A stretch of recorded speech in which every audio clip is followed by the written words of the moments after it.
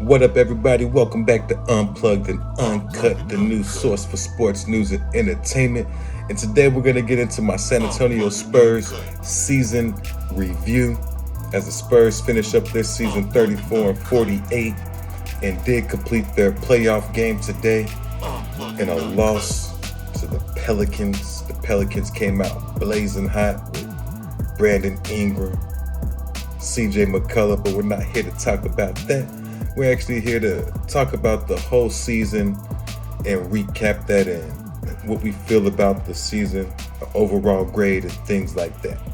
Before I get started, make sure you hit that subscribe button, because if you have not taken the time to hit that subscribe button, we will be giving away a PlayStation 5 once we hit 100,000 subscribers. All you got to do to be entered to win is leave a comment in the comment section and be subscribed.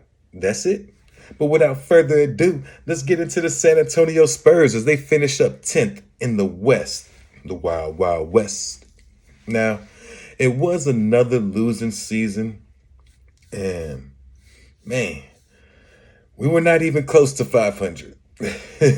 However, there were still bright spots, and that's what I want to get into with this season review. My 9 bright spots and things to look forward to.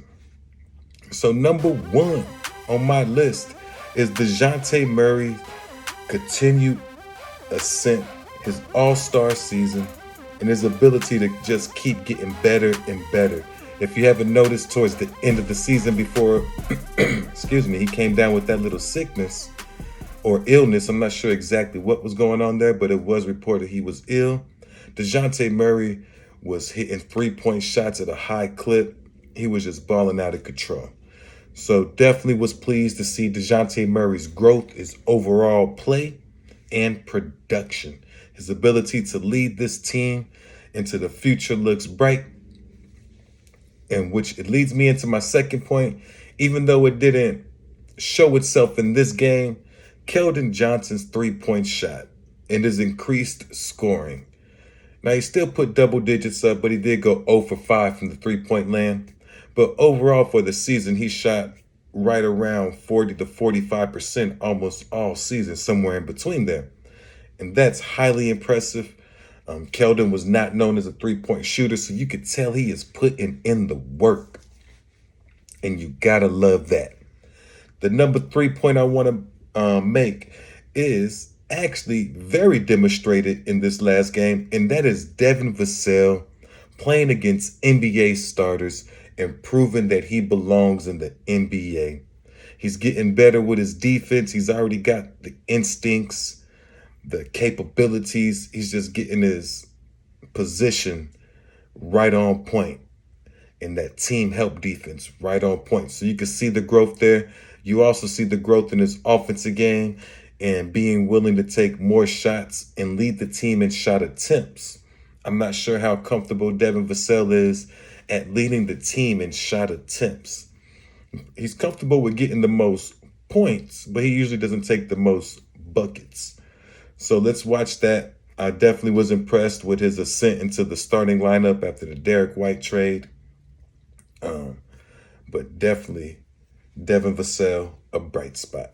Number 4, we got Josh Primo, unexpected in the starting lineup, getting quality minutes during that end of the season. That was big time, and that came at the loss of Derek White. But that does get me into my 5th to go with Josh Primo. That's the other Josh who also had another excellent game today, Josh Richardson.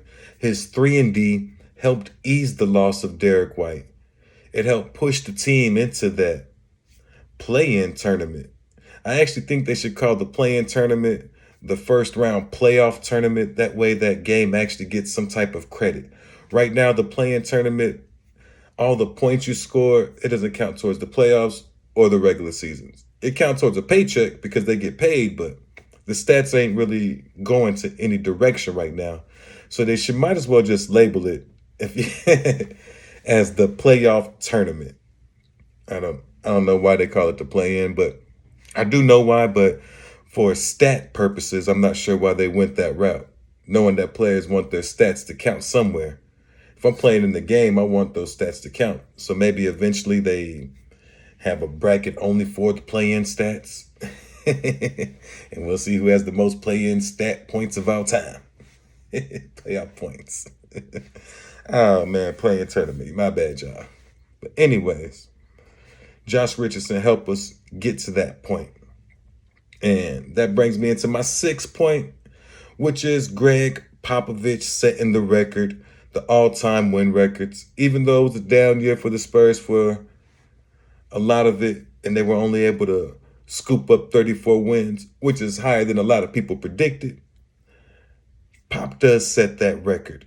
And that's got to feel good for the Spurs, knowing they were able to get to the play-in tournament, help Pop get that record, have their young guys continue to grow, and pick up a player like Josh Richardson that can help ease the loss of Derek White. Amazing.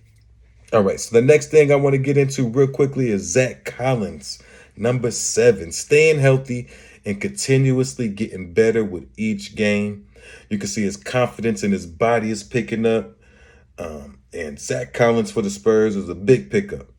Think you got him at a great price, and he's showing that he can play in this league and stay healthy. So that was big time for Zach Collins and the Spurs, who took a gamble on that. Now, number 8, I'm going to get away from the players a little bit and get into the GM, Brian Wright, because he actually made good moves and lets us prepare for the future in ways that we were kind of slacking behind in. It was kind of like in that limbo phase with DeMar DeRozan and Pop trying to still win, but not quite good enough to get into that 6th, 5th seed. And at times when we were good enough, something would pop up like an injury or COVID. Because there was a point in this season by itself that I thought the Spurs could climb all the way up to the 7th seed. And that was earlier, and that was before COVID hit. And that was before the Derek White trade as well. But of course, they fell off. We won't say fell off, but injuries, COVID, all that struck.